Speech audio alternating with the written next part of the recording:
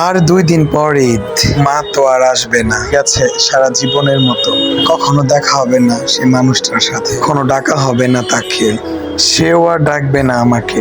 ওই ঈদে হবে না তার হাতের রান্না খাওয়া, কখনো পাবো না তার হাত থেকে ঈদের সালামি। মাঝে মাঝে ভেবে বুকটা ফেটে কান্না আসে। রেখে গেছে একটা সাজানো সংসার, কিন্তু মানুষগুলো অগোছালো হয়ে গেছে। কত চাপ, কত টেনশন, কত দায়িত্ব। আমি সবার দুঃখের সমাধান, বাট আমার দুঃখের খবর কেউ রাখে না। এক সময় আমার কাছে ঈদ মানে ছিল আনন্দ।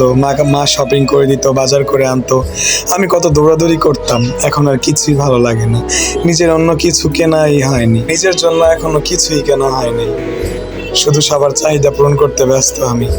বাবার দিকে তাকালে মনটা কেঁপে ওঠে, আর ছোট ভাই, তার মুখটা দেখলে বুকটা আরো ভারী হয়ে যায়।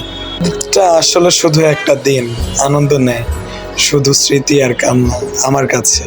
আর বাকি মানুষগুলো তো আছেই, কি বলবো তার কথা। যাই হোক, কেমন লাগছে ভিডিওটা বলবেন।